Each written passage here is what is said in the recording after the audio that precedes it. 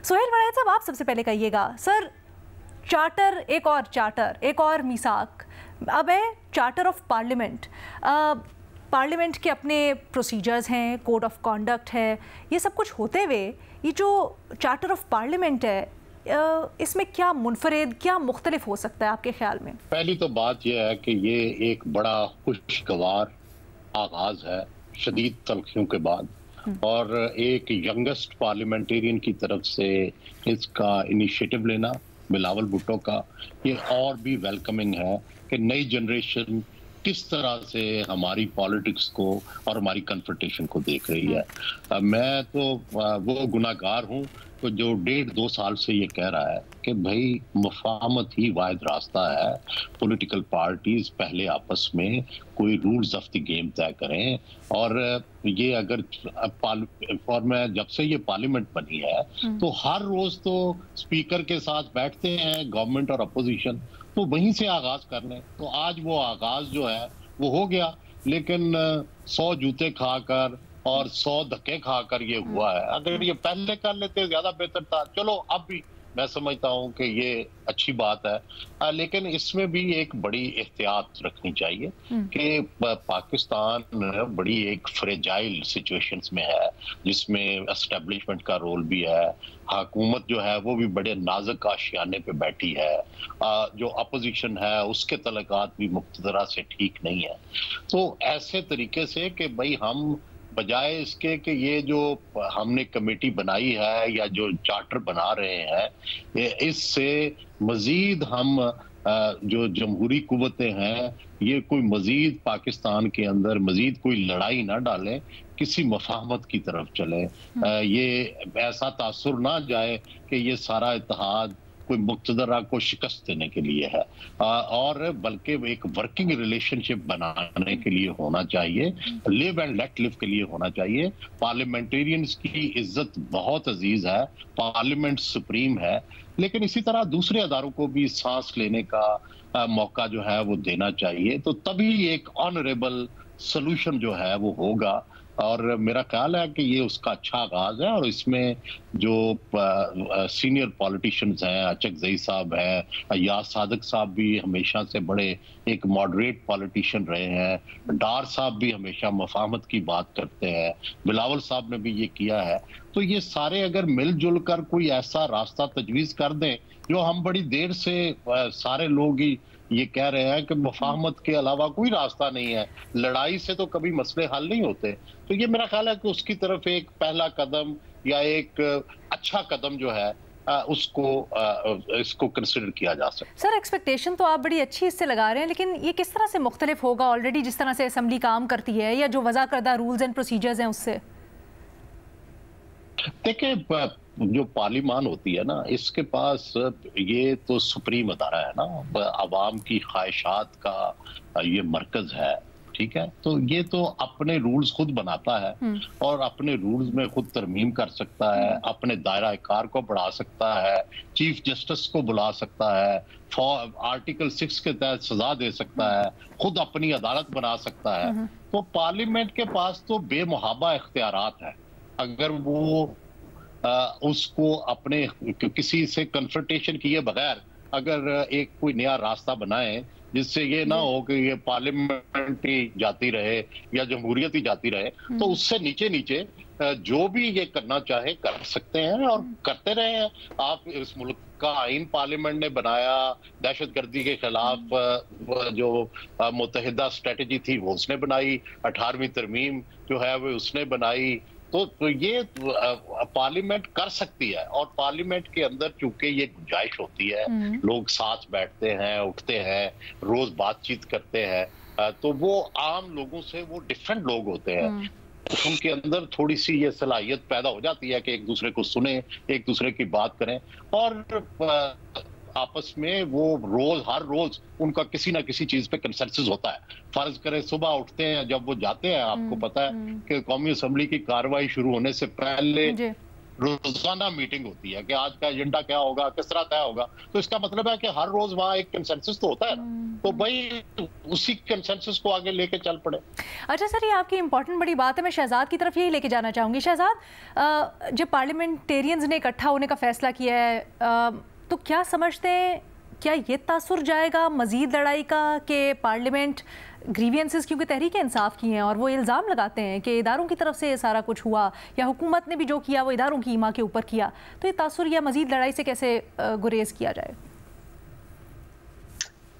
बहुत शुक्रिया अलीना, मुझे तो लगता है कि कोई ऐसी बड़ी चीज नहीं है आज जो कुछ हुआ, बल्कि मैं तो आगे जाके एक्सप्लेन करूंगा, मैं तो उसको मायूसकुन समझता हूँ। अच्छा जी, 2 दिन से क्या चीज ज़ेर बहस है पार्लियामेंट में? पार्लियामेंट में ये बात ज़ेर बहस है कि रात को 2 दिन पहले पार्लियामेंट की लाइटें बंद होती हैं, पुलिस एहलकार और कुछ और लोग अंदर आते हैं, पार्लियामेंटेरियंस को गिरफ्तार करके चले जाते हैं।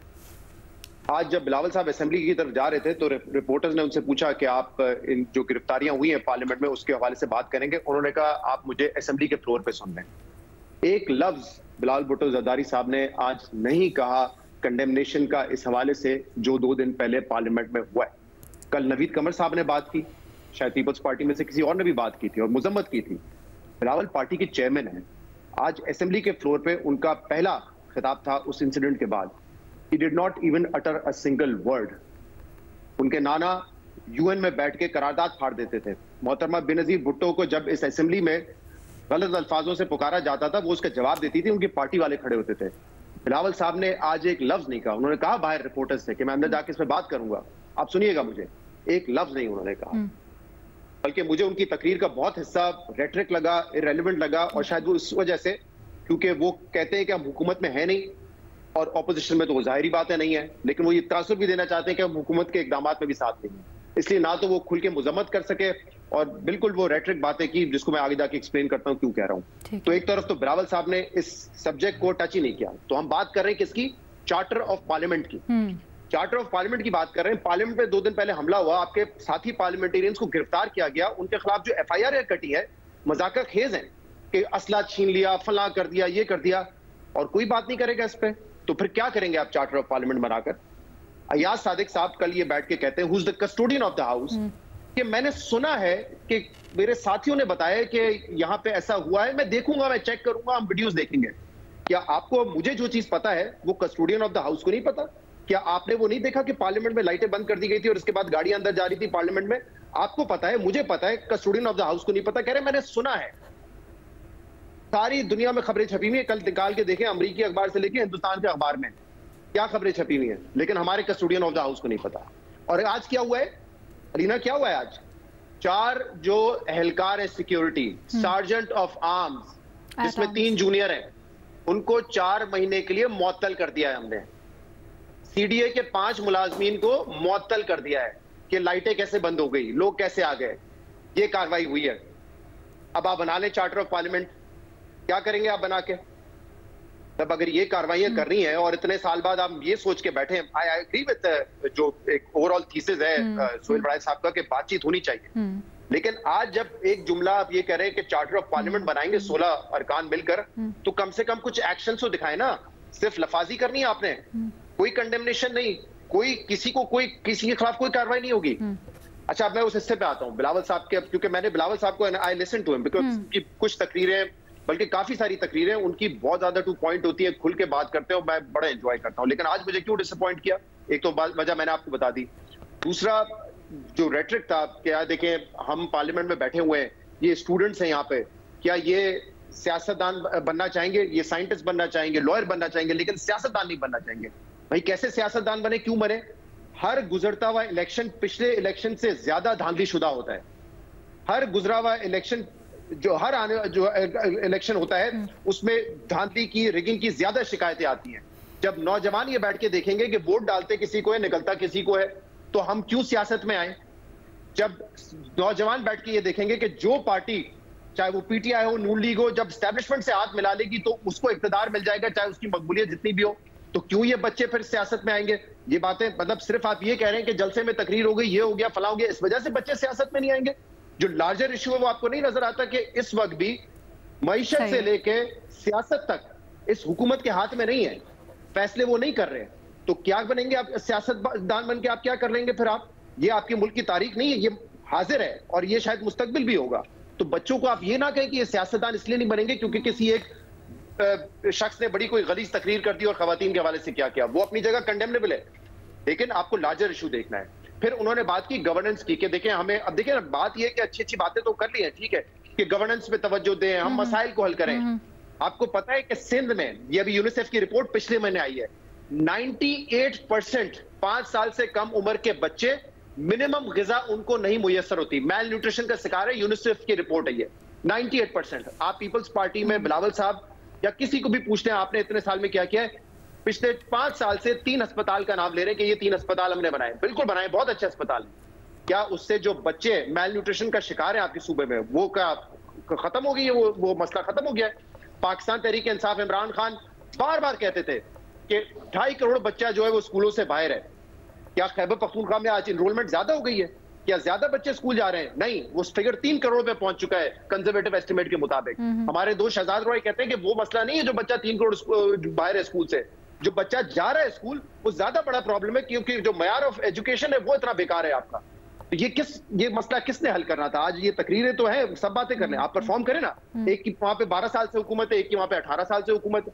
अच्छा, बेसिकली तो वो ये कह रहे थे ना कि ये इश्यूज हल करने के लिए ही आप ये चार्टर बनाए ताकि हम कुछ वर्किंग रिलेशनशिप बना के आगे चल सके। अभी एक जुमला कह दूं फिर सवाल कर लीजिएगा। प्लानिंग कमीशन की अभी रिपोर्ट आई है, पंजाब सबसे अमीर सूबा है, वहां देख लें कि स्कूल्स का क्या हाल है हर डिस्ट्रिक्ट में। तो हम ये बातें जब करते हैं गवर्नेंस की, क्योंकि आज याद आ रही है शायद आपके पास कोई बात नहीं करने के लिए, तो मुझे तो कुछ आज कोई खास नहीं लगा ना। मुझे कोई उम्मीद है कि आप एक होम्योपैथिक सी कमेटी बनाएंगे जो बताएगी पार्लियामेंट कैसे चलानी है। ये पार्लियामेंट आज बनी है, ये पार्लियामेंट तो अरसे दराज से वहां पर है, आपको नहीं पता कि क्या पार्लियामेंट कब चलनी है, कैसे चल रही है। तो ये लार्जर स्कीम ऑफ थिंग्स में बिल्कुल बैठ के बातचीत होनी चाहिए, बट ये कॉस्मेटिक्स या होम्योपैथिक कमेटी बना के मुझे नहीं लगता कि आप इससे कुछ कर लेंगे। आप भी यही है, मैं भी यही हूँ, चंद दिन बाद फिर ये लड़े होंगे। आज पीपल्स पार्टी नून लीग जो है वो इत्तेहाद में, कल ये फिर एक दूसरे के आमने सामने होंगे और भूल जाएंगे कि पार्लियामानी नॉर्म्स क्या हैं। तो आज वैसे वजह क्या लगती है आपको, अगर आप समझते हैं कि वैसे वजह क्या लगती है आपको इस होम्योपैथिक तकरीर की आपके मुताबिक? मैंने आपको बता दिया कि मैं तो बड़ा फॉन्ड हूं, उनकी तकरीर बड़ी टू द पॉइंट होती है, लेकिन पीपल्स पार्टी के साथ इस वक्त एक मसला है, वो ऑपोजिशन में नहीं है और वो ये दिखाना चाहते हैं कि हम हुकूमत में भी नहीं है। तो कहीं पे वो कहते हैं कि इनके जो फैसले हैं वो उनके सारे, हम उसको एंडोर्स नहीं करते, और कहीं पे वो खुल के मुजम्मत भी नहीं कर सकते। उमर चीमा साहब, आपको भी ऐसे ही लगा? आपको भी ऐसे ही लगा व्हाइट वॉश तकरीर, होम्योपैथिक तकरीर, कुछ नहीं इससे हासिल वसूल होना, ये एक अच्छा कदम है? मुझे से पूछ रही हैं? बिल्कुल। सुहेल साहब का पॉइंट पहले ले लेते हैं, उसके बाद उमर मैं आपकी तरफ आती हूँ। 1 सेकंड प्लीज, सॉरी जी सुहेल साहब। मुझे बहुत एहतराम के साथ और बड़ी मोहब्बत के साथ उनसे शदीद इख्तलाफ है। आज वो बिलावल साहब से कोई नाराज लगते हैं, शायद पहले फैन होंगे, आज पता नहीं क्यों उनसे नाराज हैं। आज हूँ थोड़ा नाराज, सही अखज़ किया आपने। अच्छा, लेकिन गुजारिश ये है कि दुनिया के बड़े वाक़यात छोटी छोटी चीजों से जन्म लेते हैं, और जब छोटी चीज जन्म ले रही हो तो ये कहना कि इससे बड़ा वाक़या नहीं होगा, मेरा ये ख्याल है कि ये किसी चीज की शुरुआत पर क्यों बदशगुनी करें। अगर आज एक अच्छा स्टेप सारे बैठ के इकट्ठे हो ही गए हैं, जो पहली दफा इकट्ठे हुए हैं जब से ये कौमी असम्बली बनी है कि किसी चीज पे इकट्ठे हुए हैं, तो हमें उसको बजाय जो लार्जर आप गेम कह रहे हैं या लार्जर जो प्लान कह रहे हैं, वो तो आप भी यही कह रहे हैं कि सियासी जमातों को इकट्ठे हो के कोई ऐसी प्लानिंग करनी चाहिए कि जिससे मुल्क की बेहतरी हो, जमहूरियत की बेहतरी हो। तो ये आज पहला स्टेप तो इकट्ठे बैठना है ना, तो चाहे वो होम्योपैथिक है या वो पहले स्टेप में सार्जेंट एट आर्म्स की कुर्बानी आपने दी है, आप सीधे एहलकार कुर्बानी दे रहे हैं। क्या उनकी जुर्रत है कि वो पार्लियामेंट की लाइटें बंद करें? क्या उनकी जुर्रत है कि वो रोके कि नहीं तुम इस पार्लियामेंट में ना दाखिल हो? मतलब हम एक गरीब से, एक बेचारे छोटे अफसर से ही शुरुआत करेंगे तो वो कहाँ पहुंचेगा मामला सर? शहजाद साहब, एक तो एंकर तो बात नहीं करने देते, पहले जो बंदा बात कर रहा हो उसको कंप्लीट कर लेने दें, फिर अपनी बात करें ना। आपने पूरी बात की, तो पेशेंस से बात सुने। तो बुनियादी बात यह है कि जो एक नया आगाज है उससे मुझे ये तो नहीं है कि कोई तूफान आ जाएगा या कोई कल से एक सॉवरन पार्लियामेंट जो है वजूद में आ जाएगी, लेकिन एक गुड ओमन है, एक अच्छा शगुन है। कम से कम वो इकट्ठे बैठे हैं और जब इकट्ठे बैठेंगे तो कुछ ना कुछ अच्छा निकलेगा। और दुनिया भर में जो भी चीजें आगाज हुई हैं, आज जो इंसानी तहजीब हजारों साल के बाद यहाँ पहुंची है, वो इकट्ठे बैठने से, आपस के इख्तलाफात डिस्कस करने से ही आज एक चीज आपके आपके तजिए में एक लफ्ज बल्कि दो अल्फाज बड़े मानी खेज, इकट्ठे बैठे हैं। क्या हमें श्योरिटी है कि ये लोग इकट्ठे बैठ गए इस मामले के ऊपर?